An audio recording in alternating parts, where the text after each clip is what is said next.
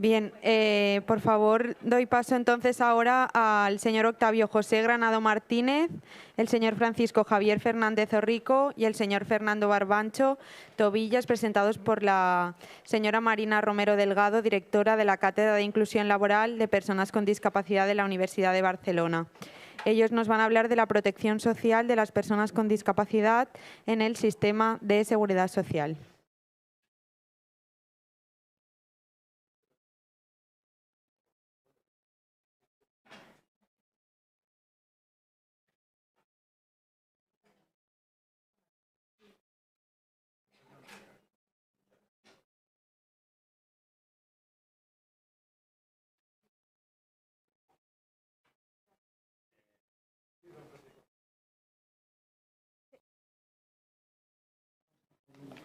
Al lado ahí, pero... Sí, no, tú ponte aquí también, ponte tú aquí.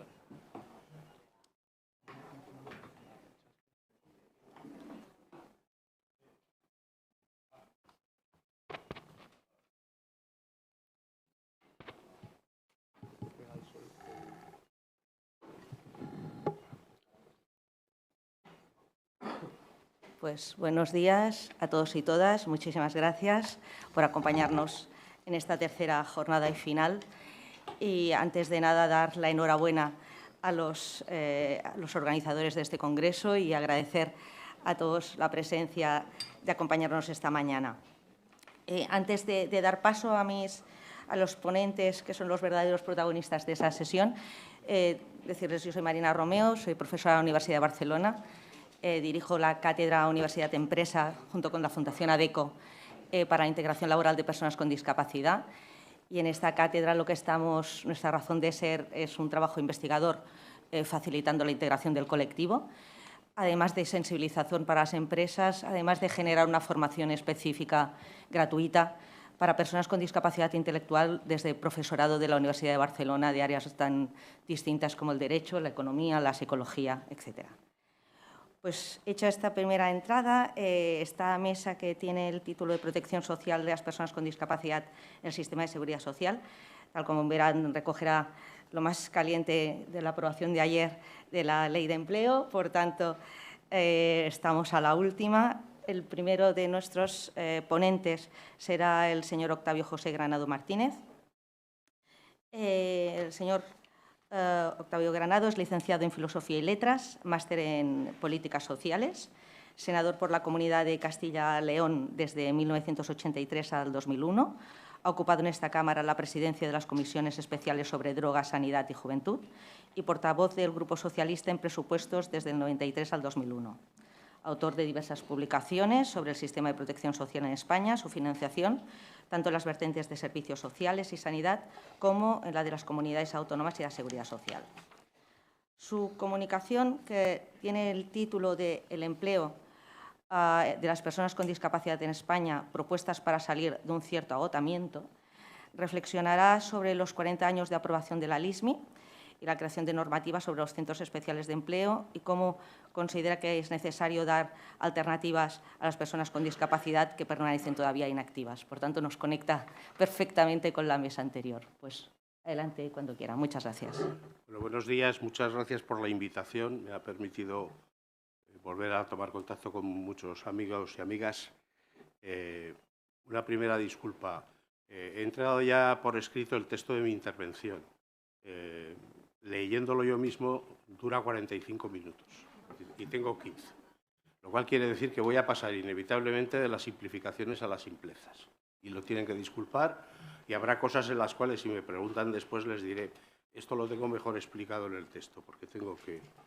Y paso sin más pérdida de tiempo. Bueno, en términos de la sociología más convencional, se definen 4 criterios para un proceso de institucionalización. Una norma, una estructura, un movimiento social y la generación de una nueva cultura.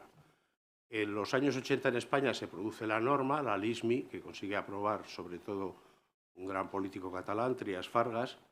Se produce la creación de la estructura, los centros especiales de empleo en el año 85. Se produce a finales de los años 90 la generación de un movimiento social, el CERMI. El CERMI es el movimiento social más importante que hay en España. Es el único movimiento social que ha conseguido que el Partido Popular y el Partido Socialista se pongan de acuerdo para reformar la Constitución. O sea, esto, cualquier otro movimiento social lo tendría como en el horizonte de lo imaginario. Y luego la generación de una cultura. Yo creo que en estos momentos el empleo de las personas con discapacidad está perfectamente asentado tanto en el mercado de trabajo, en la gestión de relaciones laborales, como en la sociedad española. Y dicho esto, pues tenemos un éxito muy notable.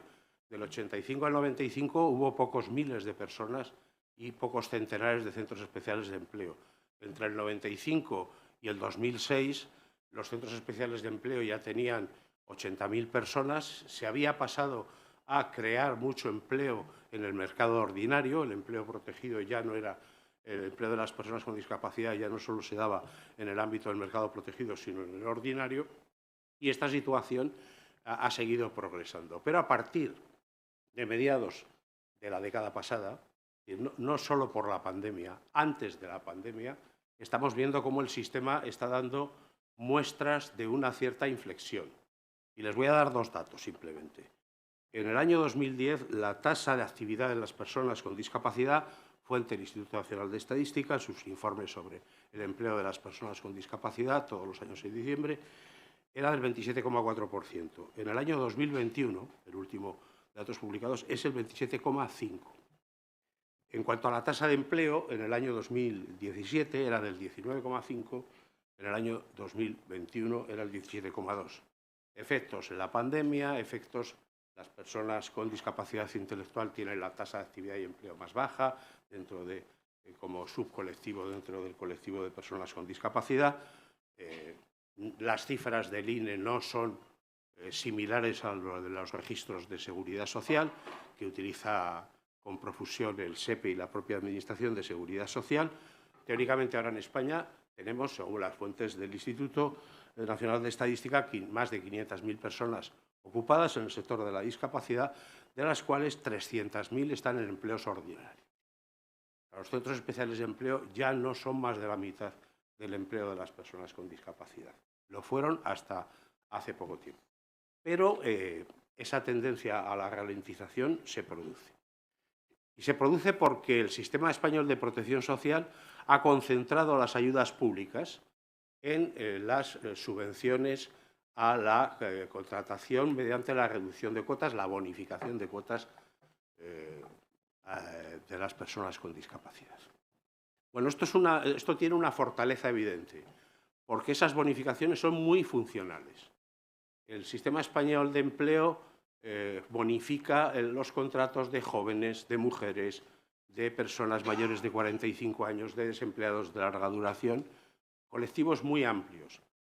Cuando hacemos estudios territoriales, y yo he participado en alguno, descubrimos que en una provincia que han hecho un uso intensivo de las bonificaciones hay unos resultados, y en la provincia de al lado, donde no han hecho ningún uso de ellas, los resultados son mejores. O sea, la aplicación funcional de las bonificaciones, por lo tanto, no tiene relación causa-efecto. Pero tiene varios problemas. El primer problema, que no es menor, es el hecho de que las bonificaciones, al financiar un coste asociado al empleo, las cuotas de seguridad social, pues acaban financiando las actividades en las cuales el peso del sector trabajo es mayor. Son las actividades menos cualificadas, simplificando, menos cualificadas, y son las actividades más sensibles a que esos puestos de trabajo sean en su día destruidos por la innovación tecnológica. Son actividades en este sentido vulnerables. Siempre están colgadas de una brocha. En segundo lugar, el problema de centrar las bonificaciones en la subvención a la cotización es el hecho de que en España la cotización al desempleo es una cotización adjunta a la de seguridad social, a la de pensiones. Las cotizaciones de pensiones tienen que financiar el gasto en pensiones contributivas, que siempre crece. Y en este sentido las cotizaciones van financiando un porcentaje cada vez menor del gasto en pensiones contributivas. En cuanto al desempleo, su gráfica sería muy diferente. Oscilaría como el ciclo económico. cuando el ciclo económico se cambia de signo, cuando entramos en una contracción o en una recesión, pues el gasto en desempleo se dispara. En estos momentos, como el ciclo es alcista, las cotizaciones por desempleo financian las bonificaciones, financian los gastos contributivos y financian los gastos no contributivos. Y toda la subvención de los subsidios de desempleo que se pagan a los mayores de una determinada edad se financia con cotizaciones contributivas, ¿no? Entonces, ante esta situación hay dos enfoques en los especialistas del sector. En los especialistas de Hacienda Pública que han estudiado la contribución social. El primero es, necesitamos crear un fondo de reserva para las cotizaciones al desempleo. El segundo es, necesitamos disminuir las cotizaciones del desempleo cuando el ciclo es alcista para incrementar las de pensiones. Las de pensiones siempre serán, por definición, insuficientes. Las de desempleo en estos momentos son, ateniéndonos a la lógica de financiación de un sistema contributivo, excedentarias. Financian otras cosas que no son contributivas. Y en este sentido, pues esta es una realidad. Pese a todo, las cotizaciones de seguridad social tienen una potencia, un incremento muy notable, mientras que los gastos financiados tributariamente con impuestos generales por la Administración del Estado tienen una potencia muy inferior. ¿Y esto qué hace? Pues hace que las políticas activas de empleo esenciales que se realizan en España sean las bonificaciones a la seguridad social. Hay una partida en los presupuestos del Ministerio de Trabajo que son políticas activas de empleo. Tiene 7.000 millones de euros, grosso modo. Esos 7.000 millones de euros se reparten entre las comunidades autónomas. Las comunidades autónomas luego suplementan esa partida con sus propios fondos. Pero en esa partida entran la formación de empleados, la formación de desempleados, las ayudas a la creación de nuevas empresas y las ayudas, las políticas activas de empleo como el personal de apoyo, etc. En esa pelea entre los diferentes componentes de la partida, el sector de la discapacidad en la mayor parte de los territorios no suele salir ganando. La evolución de las ayudas que se realizan en la mayor parte de las comunidades autónomas al sector de las personas con discapacidad no es mayor que el resto de las partes. Y en el momento en que aparece como espejismo, como realidad, una gran empresa que se va a instalar en una comunidad autónoma, entonces daros por fastidiados. Porque en ese año todas las ayudas públicas, todas las políticas activas de empleo van a centrarse en financiar esa inversión. Y luego, y lo menciono porque es un hecho objetivo, pues los documentos internacionales nos dicen, nos repiten, nos reiteran que el empleo protegido debe ser un empleo transicional, que el empleo de las personas con discapacidad debe ser un empleo que se realiza en centros ordinarios, en el mercado abierto. Nos lo dicen, nos lo reiteran y tal. Nadie va a decir lo contrario, nunca. Porque además sería imposible, metafísicamente sería imposible poder decir lo contrario y mantenerlo. Y en esta situación, pues hay dos formas de abordar el problema. En primer lugar, quiero decirlo claramente, las bonificaciones tienen que seguir existiendo. Aquí no vamos a discutir que como en su día apareció como una especie de bulo, la idea de que hay que reducir las bonificaciones y tal. No, las bonificaciones tienen que seguir existiendo, pero ¿podemos seguir concentrando la política activa de empleo en las bonificaciones? Desde mi punto de vista, no. Ya digo, hay dos tentaciones. La primera es, vamos a tener una política incentivadora del empleo a base de configurar una legislación específica para el sector de la discapacidad, modificando los grandes parámetros de funcionamiento del sistema de protección social. Y entonces hay textos que dicen, aquí en Cataluña además se han producido varios de ellos, lo que hay que hacer es conseguir que las personas con discapacidad no tengan que cotizar 15 años a la Seguridad Social. Eso está en convenios de la OIT. Toda la legislación española ha mantenido eso porque, entre otras cosas, está en convenios de la OIT. Pero, al final, además, el Tribunal Constitucional, cuando ha variado la consideración del trabajo a tiempo parcial, en la práctica ha modificado el precepto. Porque ahora los 15 años pueden ser que trabajes 1 hora al día durante 15 años. Y eso en la práctica te va a dar derecho a generar una pensión contributiva. Pero lo pongo como ejemplo en el texto hecho por escrito, digo más, de Desde mi punto de vista, el sistema digiere muy mal modificaciones que generan agravios comparativos. El español es el único idioma del mundo que yo conozco y he preguntado a amigos que conocen idiomas realmente pues muy minoritarios, casi estrafalarios, digamos, ¿no?, en términos coloquiales, si la expresión, ¿cómo se diría la expresión agravio comparativo? En castellano son 2 palabras y todo el mundo sabe lo que quiere decir. Pero en otros idiomas hay que utilizar 7, 8, 12, 14. Quiero decir con esto que nosotros estamos muy acostumbrados a utilizar el término agravio comparativo. Y el sistema padece mucho el agravio comparativo porque las sentencias judiciales acaban generalizando preceptos que se pensaron en un determinado colectivo y acaban extendiéndolos con carácter general. Y en este sentido, el sistema es alérgico a ese tipo de modificaciones. Yo creo que hay que hacer las modificaciones en otro sentido. En primer lugar, en que es necesario dar una regulación específica a la relación entre el sistema de atención y el sistema de protección social.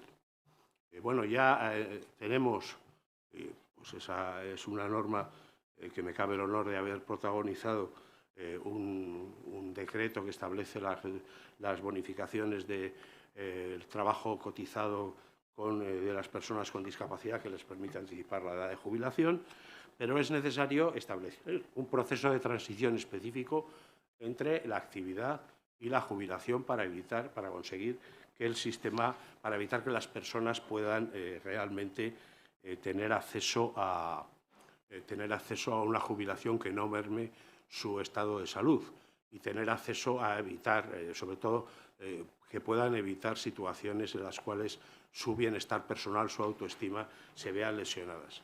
Esto implica tener una regulación del trabajo a tiempo parcial que sea diferente. La indicación terapéutica de realizar trabajo a tiempo parcial tiene que ser posible.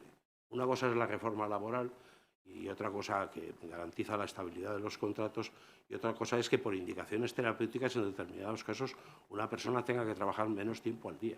Y yo creo que esto hay que regularlo claramente, ¿no? Y en este sentido, pues la jubilación parcial con contrato de relevo necesitaría modificaciones importantes para el sector de las personas con discapacidad. Esta legislación es una legislación que ahora existe, por ejemplo, específicamente con una regulación propia para los trabajadores que realizan trabajos industriales, ¿no? Las bonificaciones a la seguridad social tienen que complementarse con ayudas tributarias mucho más generosas. El artículo 38 de la Ley de Impuesto de Sociedades establece una bonificación para los empresarios que contratan personas con discapacidad.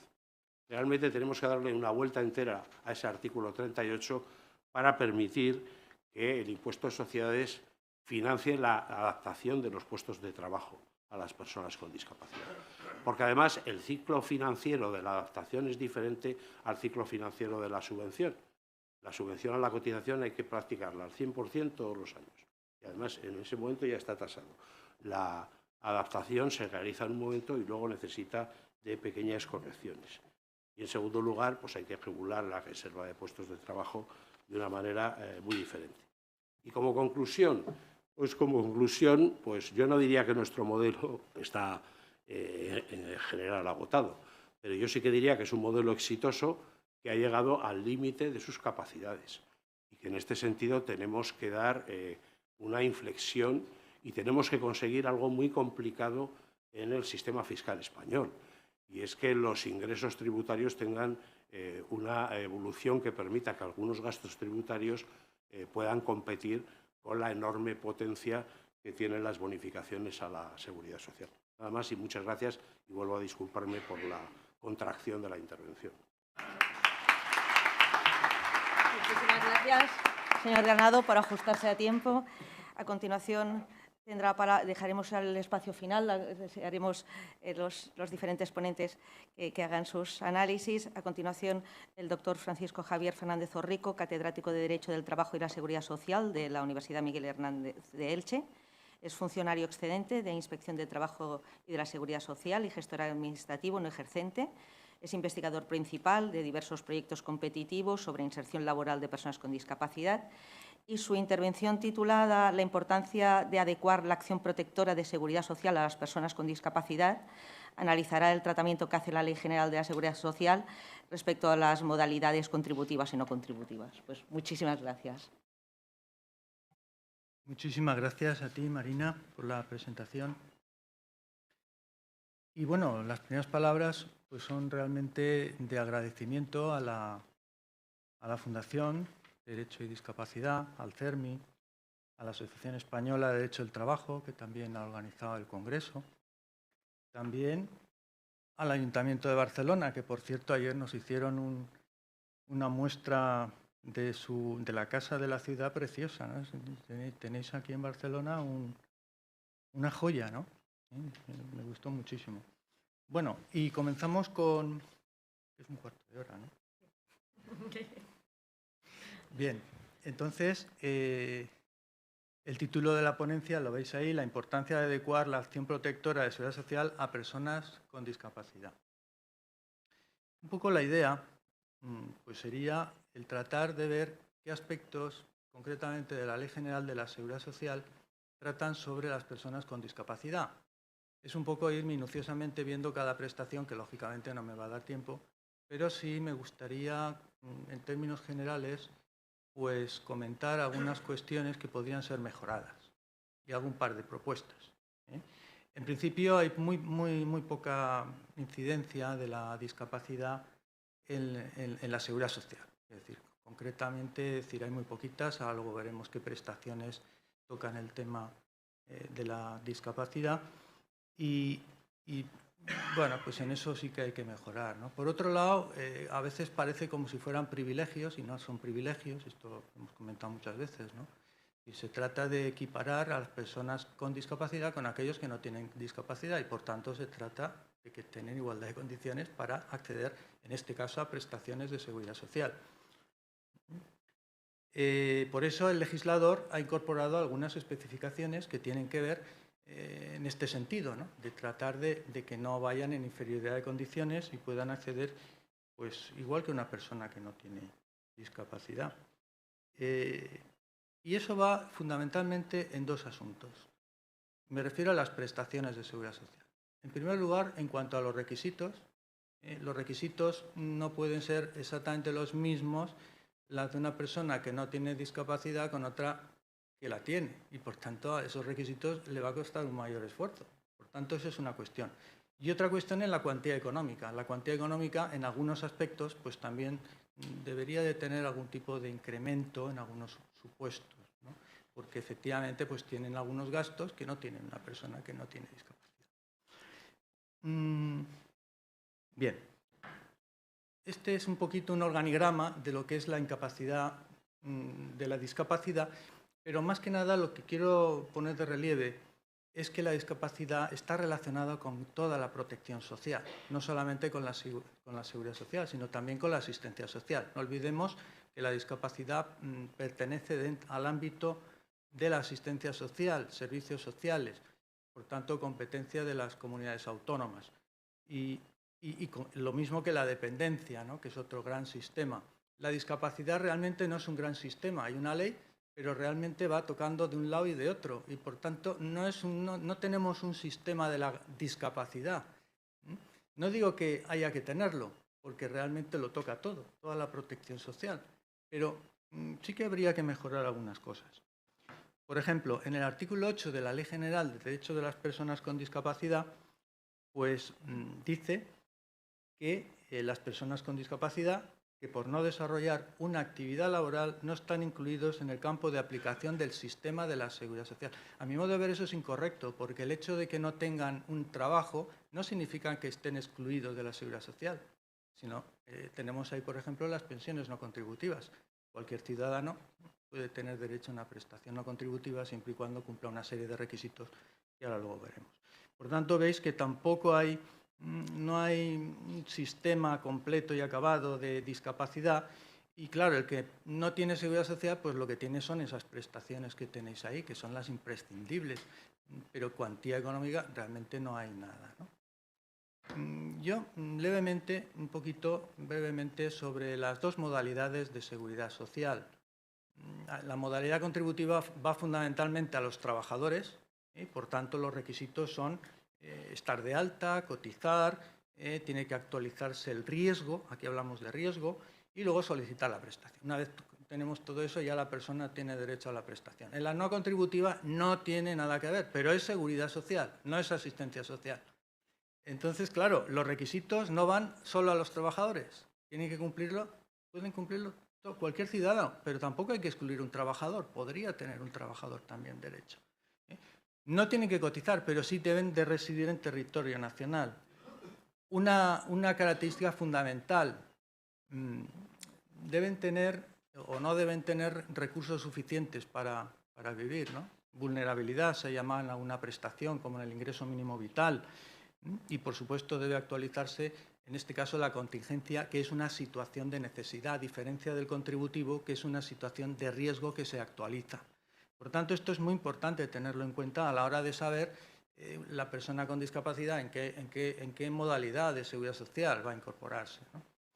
Ya he hecho, esto lo paso muy rápido, prestaciones que sí que toca la discapacidad, que hace alusión a la discapacidad, y prestaciones en rojo que no dice nada, salvo la incapacidad permanente, que hace alguna pequeña alusión, pero que realmente tampoco es muy favorable. Entonces, de hecho, eso se ha comentado varias veces aquí y tampoco quiero comentarlo más. En el tema de las prestaciones contributivas, yo quisiera no entrar demasiado en las prestaciones, pero sí me preocupa una cosa, y es que veo que al hablar de personas con discapacidad, se habla de personas de discapacidad con el grado tal, con el grado cual. Entonces, claro, no habla del tipo de discapacidad, y a mí me parece que eso es fundamental. Es decir, si hablan del grado de discapacidad, equipar a una persona de discapacidad intelectual con una sensorial, con una física. Es decir, entonces no es lo mismo. Y por tanto, creo que en todas las prestaciones deberían especificar tanto el grado y sobre todo el tipo, al contrario de lo que decía ayer el interviniente Daniel Aníbal, que hablaba que siempre se habla del tipo y que no se habla del grado. No sé si recordaréis. Bueno, pues aquí sucede al revés, que hablan casi más del grado que del tipo, con lo cual realmente se provoca una discriminación entre las propias personas con discapacidad, porque no es lo mismo un 33% con discapacidad intelectual que un 33% con discapacidad física. Y entonces ahí lo tenemos. Estos son ejemplos que había puesto, pero me interesa comentar lo más importante, ¿no? Lo digo porque se podría tomar como modelo el artículo 12.2, cuando habla del trabajo familiar.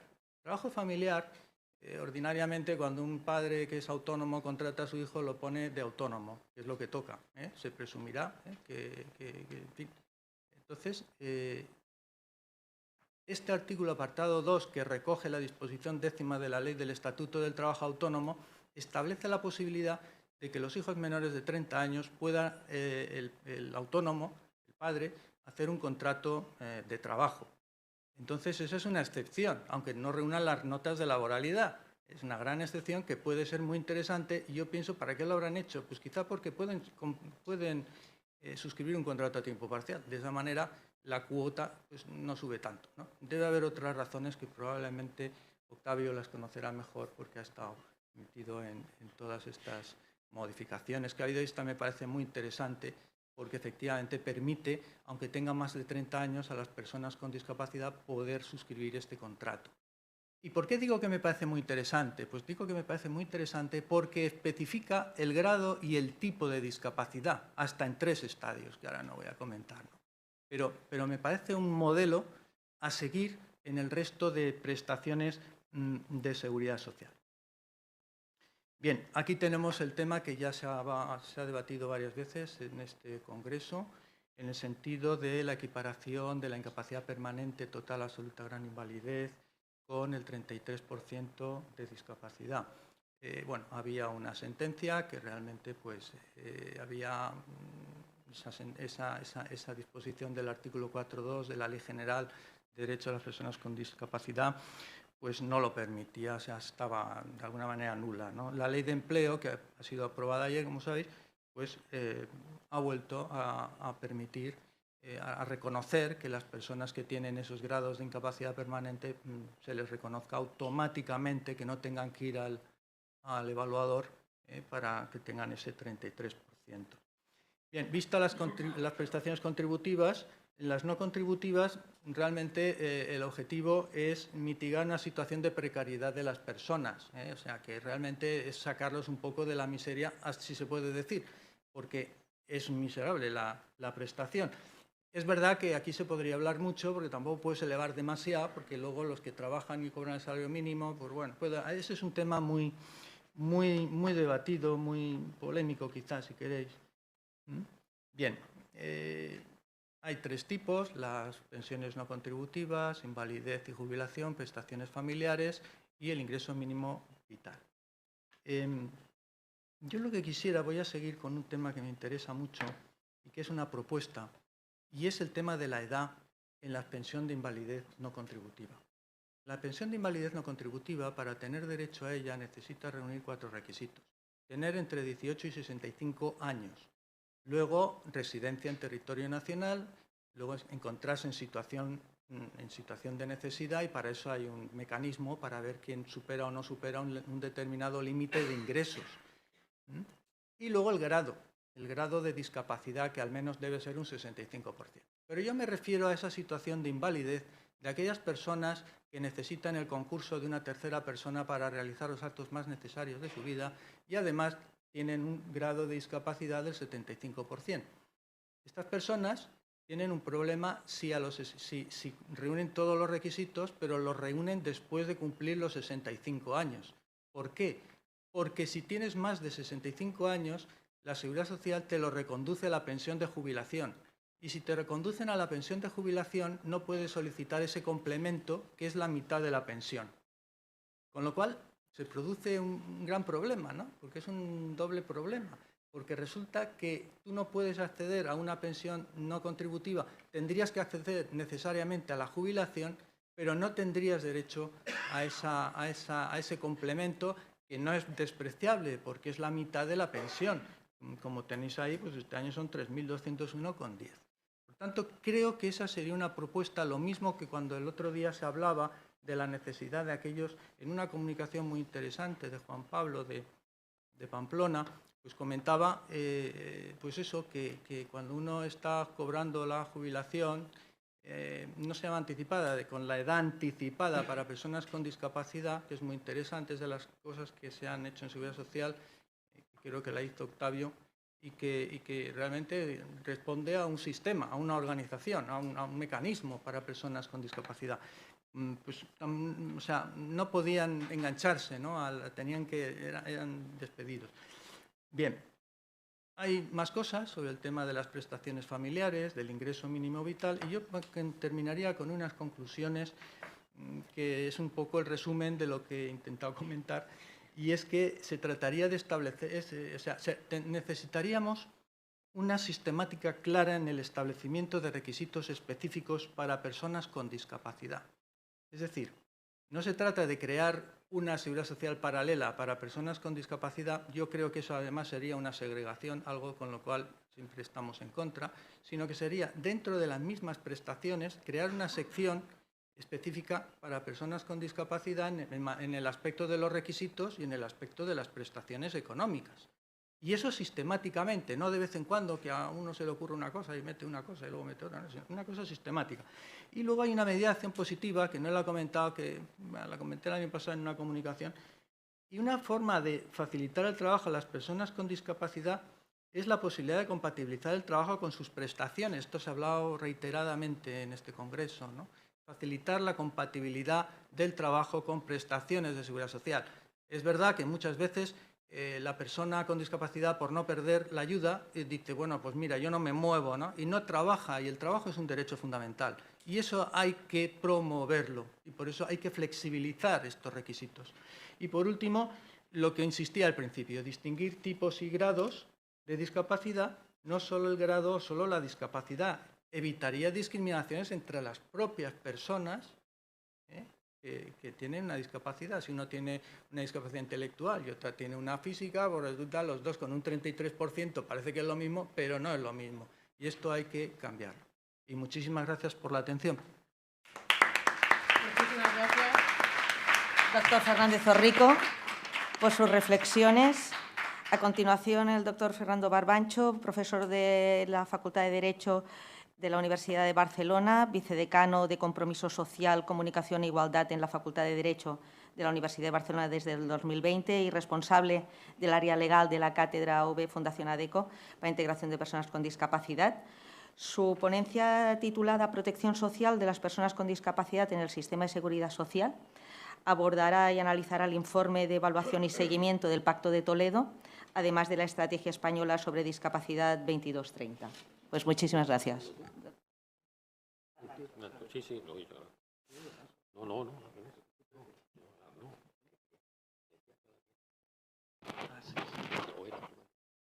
Hola, buenos días. En primer lugar, agradecer a la organización del Congreso estar aquí en esta mesa, acompañando a grandes amigos y colegas, y la oportunidad de compartir aquí con ustedes estas reflexiones, y me dan la oportunidad también de reencontrarme a viejos compañeros, como ayer fue la ocasión. Bueno, como lo que se ha comentado, comparto prácticamente todo, literalmente, y me voy a centrar básicamente en la evolución de las recomendaciones que se han hecho al Pacto de Toledo en materia de protección, en materia de seguridad social, lógicamente, de las personas con discapacidad, ¿no? Desde el informe de seguimiento y de evaluación y reforma del año 2011, pasando por el año 20, y viendo un poco las perspectivas de futuro, pero solo a grandes rasgos, porque eso forma parte de la mesa siguiente, con lo cual así me sirve de tránsito entre esta mesa y la siguiente. La verdad es que el sistema de seguridad social, como bien ha señalado el anterior ponente, Francisco Javier, es un sistema contributivo, no contributivo, con un criterio de unidad, y tiene sus propios principios. Entonces, yo creo que hacer un sistema aparte no es conveniente, sino que yo creo que es necesario que en toda la acción protectora, la regulación, tiene que haber una sección específica, como bien señalabas, porque si no, la regulación de las prestaciones de las personas con discapacidad en el sistema de seguridad social está disperso, difuminado, no tiene un criterio unitario y no se le da realmente una protección, con lo cual lo que has planteado me parece lo más adecuado posible. Dicho eso, ¿qué es lo que ha venido haciendo la recomendación 18 de los informes de evaluación y seguimiento del Pacto de Toledo? Bueno, en la del informe del año 2011 se señalaban como cuestiones a modificar o a reformar o a reformular, lógicamente, anticipación de la edad de jubilación, una jubilación adelantada, para no confundirnos con la jubilación anticipada, ¿verdad? Voluntaria o forzosa, que bien ha señalado, asignación por hijo o hija a cargo, orfandad, pensiones no contributivas y convenios especiales. Bien. Si lo planteamos desde el año 2011 hasta ahora, lógicamente se han hecho avances, pero no los suficientes. Si vemos la regulación, en donde está la presentación de Javier y la mía, cómo está la situación actual, evidentemente se ha mejorado, hubo la regulación del convenio especial, la introducción a la jubilación adelantada a los 45, con 45% de discapacidad, que Octavio supongo que tendría el autor, y se ha ido mejorando, pero es muy insuficiente. Y se hace especial hincapié en el tema de compatibilizar la incapacidad permanente con el trabajo, la pensión de incapacidad permanente con el trabajo, ¿no? Bueno, ¿cómo está actualmente? Pues actualmente la compatibilidad es complicada. Porque es una compatibilidad general, no tiene tratamiento específico, como bien se señala. Con lo cual, esa recomendación que se reitera en la recomendación del año 20, pues hoy día, si desde el año 2011 hasta ahora no hemos avanzado, pues hombre, ya quizás no lo tendríamos que hacer mirar, ¿no? Entonces, o se hace un régimen específico o que no se insista más, porque si no... Tal. Y como bien ha señalado antes Ricard, en la intervención a la anterior mesa, pues el hecho de que se extinga la relación laboral cuando hay un reconocimiento de la incapacidad permanente total absoluta en gran invalidez, aunque hay el periodo transitorio posible de los 2 años, pues eso también habría que intentar modificarlo, por lo menos, o incentivar para las personas con discapacidad para que, lógicamente, haciendo compatible con la prestación, pues que las personas con discapacidad tengan ese tratamiento específico para que tengan esa real y efectiva inserción laboral, porque si no, por mucha Carta Social Europea revisada, ratificada, por mucha convención internacional, mucho convenio OIT, pilar de derechos sociales en la Unión Europea, etcétera, etcétera, pues en la práctica el derecho real efectivo huelga por su ausencia, ¿no? Entonces, a un colectivo de especial atención, especial vulnerabilidad, o hay realmente un tratamiento específico o seguimos mareando la perdiz. Y Ricard ha apuntado con el tema de las bonificaciones y Octavio también, ¿no? Con lo cual, eso hay que repensarlo, ¿no? Después hay disfunciones a veces de la regulación legal, ¿no? El tema de la prohibición era de acceder a la incapacidad permanente, a la pensión de incapacidad permanente cuando estás jubilado anticipadamente, ¿no? Adelantado, ¿no? Claro, que tenga que llegar al Tribunal Constitucional y decir al Tribunal Constitucional que eso es una discriminación múltiple por discapacidad y por edad, hombre, dice muy poco del legislador. Por mucha recomendación que haya, ¿no? Del Pacto de Toledo y modificación, ¿no? Entonces, yo creo que los que estamos aquí implicados en el tema de la integración social, laboral concretamente, ¿no? Es el tema de hoy, ¿no? Del Congreso y las prestaciones de seguridad social, hombre, pues quizá, aunque sea desde un punto de vista académico, ¿no? Tendríamos que hacernos oír más y que de vez en cuando nos hagan caso, ¿no? Los que tienen la posibilidad de establecer modificaciones legales, ¿no? Y en cuanto a la actualidad, para ya avanzar a las recomendaciones del año 20, se insiste también, otra vez, en la compatibilidad de la incapacidad permanente con el trabajo, corregir los desajustes entre las medidas de anticipación de la edad de jubilación y regulaciones que excluyen situaciones materialmente dignas de protección, lo que más o menos ha apuntado Javier, del tema de la edad de jubilación anticipada.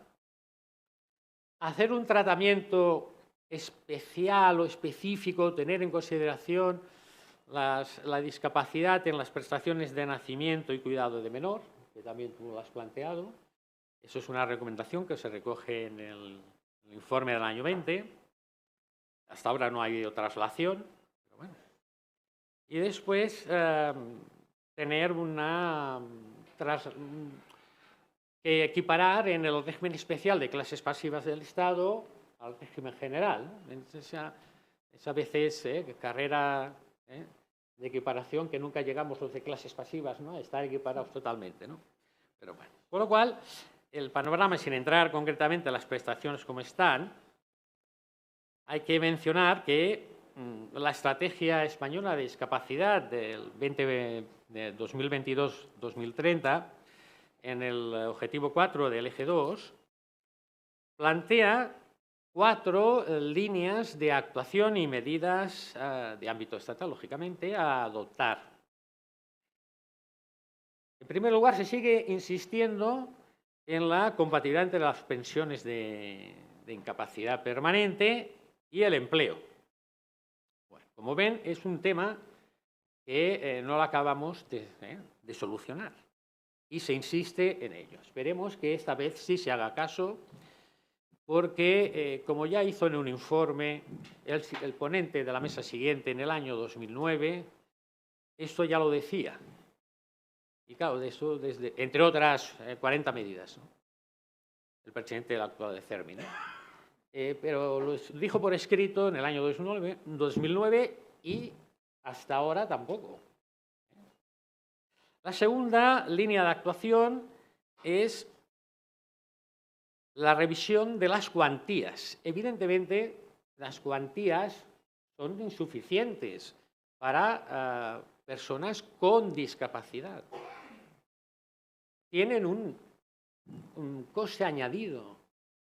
Eso se tiene que tener en cuenta. Algunas se tienen, pero con carácter general deberían estar complementadas. Y para acabar,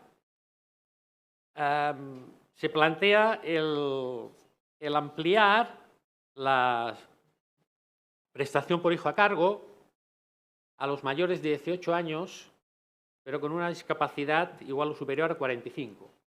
Eso ya se dijo hace años y aún estamos con ello. Como ven, como decía en la presentación, que no la he pasado, me he olvidado pasarla, hay bastantes cosas por hacer. El problema es que desde hace años estamos diciendo que hay que hacerlas y no se hacen. Y con eso acabo. Muchas gracias.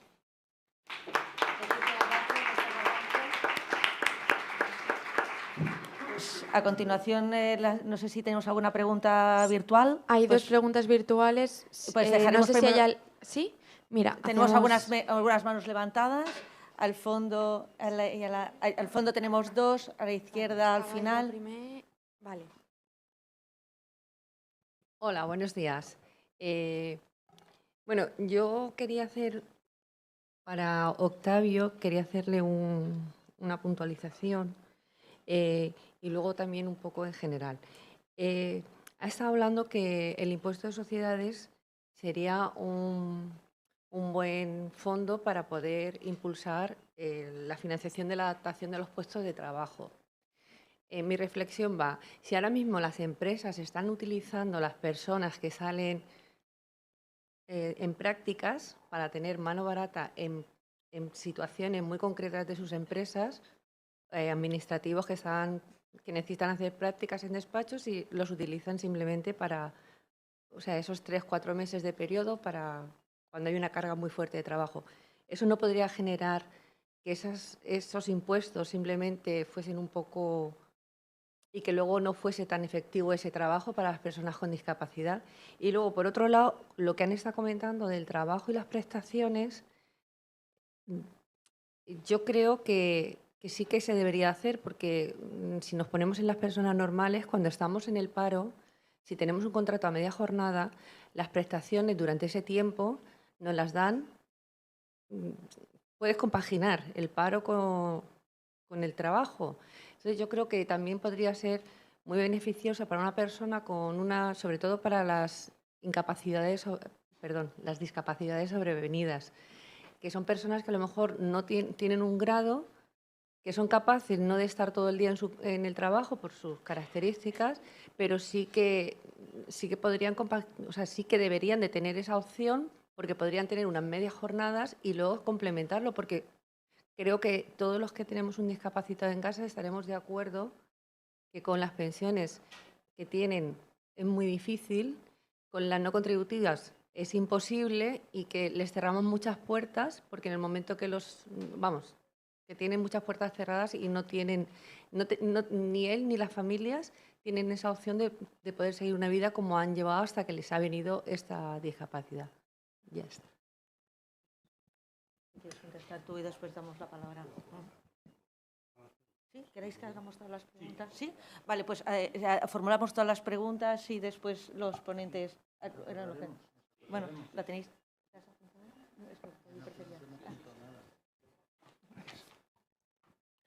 Buenos días, Juan Pablo Ibáñez de la Universidad Pública de Navarra. Primero que nada quería agradecer a los ponentes su exposición, porque me parece que es uno de los temas más importantes que hemos tratado en este congreso y creo que todos ellos han sido buenos ponentes y muy técnicos, y eso sí que es de agradecer. Mi pregunta viene en relación, bueno, realmente son varias cuestiones. Creo que animaría un poco el debate, ¿no? En primer lugar, quería cuestionar el hecho de la acción protectora de la seguridad social y hacer un matiz sobre la última intervención que hablaba sobre el acceso a la situación de incapacidad permanente desde la situación de jubilación anticipada. Se ha dicho que es un problema de legislador y permítame que le diga con todo el respeto que discrepo profundamente. El problema no lo generó el legislador, lo generó la interpretación de la norma por parte de los órganos gestores de la seguridad social, el acogimiento de esa interpretación por parte del Tribunal Superior de Justicia del País Vasco, contraviniendo de manera notoria, y lo digo con todo el respeto, de manera notoria, los convenios internacionales suscritos por España, Convención Internacional, Carta de Derechos Fundamentales de la Unión Europea y, evidentemente, el artículo 14 de la Constitución. Después, el problema fue ratificado por el Tribunal Supremo en diversas sentencias para la unificación de doctrina y fue corregido con 5 sentencias consecutivas del Tribunal Constitucional, sentencias 172-2021, 191-2021, 192-2021, 5-2022 y 52-2022. Nadie ha hablado ahí de que la cuestión de fondo la generara el legislador, la generó una interpretación clara de la norma. Es mi opinión. Estamos en un foro jurídico, podemos discrepar. Evidentemente acepto cualquier tipo de cuestionamiento sobre la misma. De todas maneras, creo que es importante partir de la base de qué es lo que hace nuestro sistema de seguridad social. Para eso tenemos que ver qué es lo que nos dice el legislador cuando se crea en el año 63, en la ley, en la exposición de motivos, se modificó el sistema y se nos decía que se pasaba de un sistema basado en un sistema parecido al de los seguros, riesgo, a un sistema de protección de situaciones concretas, contingencias. Y esas contingencias se debía de proteger respecto de las consecuencias sin tener en cuenta cuál era la motivación de dicha consecuencia. Es decir, lo que se protege es la situación, con independencia de cuál sea la motivación. Evidentemente, luego se establece un sistema que tiene que tener ciertos límites y esos límites vienen determinados por la disponibilidad económica. También en esa misma exposición de motivos establecía la obligación el legislador de que el Estado dotara, si no había suficiente dotación económica a través del sistema de cotizaciones, a través de otro tipo de financiación. Evidentemente la financiación es limitada y los recursos del Estado son limitados, pero también es cierto que depende de la voluntad política decidir dónde va el dinero. Entonces, no es una cuestión de legislador, es una cuestión de voluntad política. Técnicamente entiendo que es así, luego podremos discutirlo. Y luego vamos a poner un poco más picante en el tema. Sí, termino ya. Vamos a ello. Nos hemos encontrado con el tema de la sentencia 369-2021, de la que hemos hablado antes, jubilación, acceso a la incapacidad permanente desde la jubilación, lo cual supone una restricción clara del acceso a la protección, acción protectora de la seguridad social por parte de personas con discapacidad. Ese mismo fenómeno nos lo estamos encontrando con la negación del acceso a la acción protectora de la seguridad social en situaciones de agravamiento de personas con discapacidad preexistente. Eso, doctrina unificada del Tribunal Supremo, bastante reciente, ¿no? Creo que sería importante, yo por lo menos agradecería que nos dierais vuestra opinión sobre este fenómeno que supone una restricción del acceso a la acción protectora de la seguridad social, no a través de la vía de la modificación normativa, sino a través de la vía interpretativa por parte de los órganos tribunales de justicia. Muchas gracias. Muchas gracias. Lo que rogaría, por favor, que la persona que tiene la palabra ya cerremos, porque tenemos Sí, una última palabra al final. ¿Sí? Voy a dejar la última palabra, contestar, por favor, exacto. en 2 minutitos. Intentaremos ser Gracias. breves también en las contestaciones. Buenos días. Voy a intentar ser muy concisa y breve. Soy Raquel Prieto, vengo de la Confederación de Familias de Personas Sordas. Bueno, lo que quería era un poco discrepar con una de las afirmaciones que se han hecho en la mesa, en concreto el profesor Francisco Javier Fernández Orrico, en relación a establecer una distinción entre distintas discapacidades con el mismo grado de discapacidad. Entonces, bueno, pues quería argumentar que si en el proceso seguido para el reconocimiento del grado de discapacidad se valora en todos los casos, con independencia de la eficiencia que ha dado origen a la discapacidad, cuál es la situación de la persona en determinados parámetros personales y de su relación con el entorno, valorando las limitaciones que aquella le provoca y, en función de ello, objetivado por la aplicación de unos baremos correspondientes, la persona es valorada con un grado de discapacidad. Ese grado de discapacidad, una vez obtenido, no puede, a su vez, asumir una discriminación en función de cuál sea la discapacidad, el tipo de discapacidad que lo genera. El grado de discapacidad ya está objetivando las dificultades con las que esa persona se enfrenta. Con un 33 no necesariamente no puede tener más dificultades una persona con discapacidad intelectual que una persona con discapacidad sensorial o física. Serán esas mismas. Entonces, si establecemos distinciones por el tipo de discapacidad, estaremos introduciendo una discriminación para personas objetivadamente valoradas en función de un grado de discapacidad. Muchas gracias.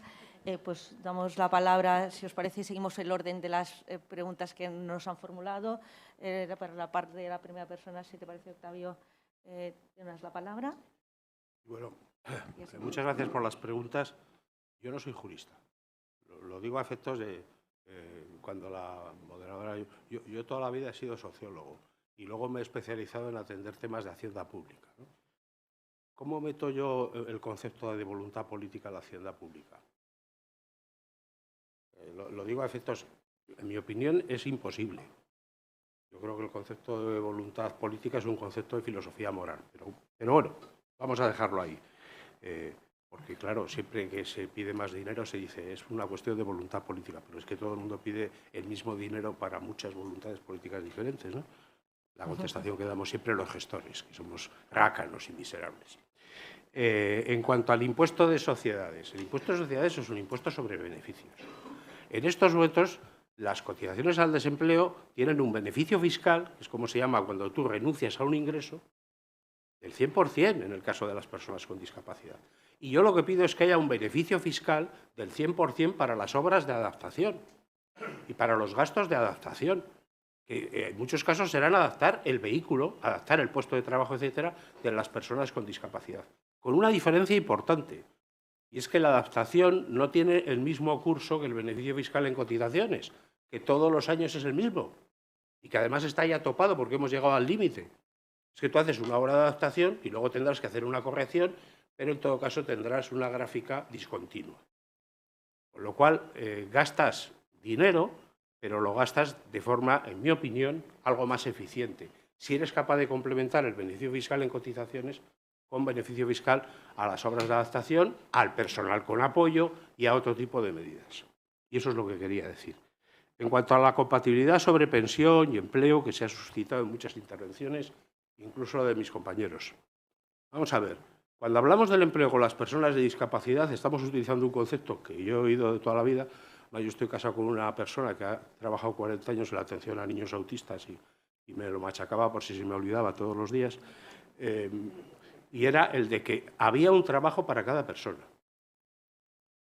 Que no había diferencias de capacidad, sino que lo que había que hacer era conseguir adaptar los puestos de trabajo a la capacidad de las personas. Pero las pensiones de incapacidad no son eso. En la pensión de incapacidad definimos una pérdida de capacidad que naturalmente tiene que haberse producido cuando entra en vigor el ámbito del seguro, y hablaré un poquitín del ámbito del seguro, y entonces excluimos a esa persona del mercado de trabajo. Nadie quiere una incapacidad parcial. Vosotros, y perdonad que os tutee, no conocéis las estadísticas de seguridad social, pero veréis que hay Incapacidades totales y absolutas, 200.000 al año, incapacidades parciales, 12.000. ¿Por qué? Porque nadie quiere dejar de trabajar un poco. La gente lo que quiere es salir del mercado de trabajo. Y cuando digo la gente, digo toda la gente, los trabajadores y sus empleadores, sean administración pública o empresarios. Es mucho mejor sacar a alguien del mercado de trabajo que tener que adaptarle el puesto de trabajo para que mantenga su nivel de capacidad una jornada parcial. Es menos eficiente, causa muchos problemas y los especialistas en relaciones laborales se desesperan teniendo que organizar cuadros de asistencia y entrada y salida del puesto de trabajo en esas condiciones. Una cuestión general. La Ley General de Seguridad Social del año 63 establecía la seguridad social como un sistema de seguro. Por eso se llama seguridad social. En catalán es lo mismo. Si hay aquí alguien que sea catalano parlante, en catalán se habla del seguro, del seguro social. Entonces, todas las prestaciones, sanidad, servicios sociales, desempleo, pensiones, incapacidad, todas estaban sometidas a la presunción de que el afiliado contribuía, cotizaba. Luego lo que pasa es que definimos 3 niveles diferentes. Un nivel de prestaciones, la sanidad y los servicios sociales, que estaba vinculado al derecho de ciudadanía, a las que uno tiene derecho por el simple hecho de ser ciudadano. Atención sanitaria, atención de los servicios sociales. Una atención a la que solamente tienes derecho si contribuyes, si cotizas. Pensiones y seguro de desempleo contributivo. Y luego, en tercer lugar, unas prestaciones que afectan a los que en su día no pudieron contribuir y entonces tienen derecho a una prestación suplementaria. Pero yo no creo que la vocación del año 63 fuera una vocación de seguridad social no contributiva. Y lamento estas precisiones. Yo no puedo entrar en una discusión con juristas sobre temas jurídicos sin reconocer una absoluta inseguridad. Y perdón por la molestia. Bueno, tenemos un minuto. Pediría un poco concisión. Sé que es apasionante el tema y creo que el café nos permitirá también esos espacios. Si os parece, seguimos el orden de las preguntas. Yo diría que tal vez la segunda y la tercera. ¿Sí? Bueno, contestando a Carmen, ella proponía, en el caso de personas con... hay que enfrentarlo, no hace falta ponerlo tan cerca. Que en efecto, sí, en determinados casos las personas con discapacidad necesitan que el trabajo no sea a tiempo completo. Pero claro, ¿qué ocurre cuando trabajan a tiempo parcial? Que las incrementan, o sea, el salario siempre va a ser muy inferior. Entonces, bueno, es verdad que dices, bueno, ¿y cómo lo complementamos? ¿No? Que era más o menos lo que venías a decir. Bueno, pues ahora mismo dentro de la Seguridad Social, como no sea una persona que realmente haya estado trabajando y como ajuste razonable se le reduzca la jornada, ahí entraríamos con la figura del desempleo parcial. Entonces ahí parte de la jornada trabaja y parte de la jornada cobra la prestación, pero claro, previamente tiene que haber trabajado. De momento a mí solo se me ocurre eso. Con respecto a la pregunta de Juan Pablo, que me parece más que una pregunta, yo creo que más bien era una reflexión, y me parece una reflexión muy interesante, y creo que tiene razón.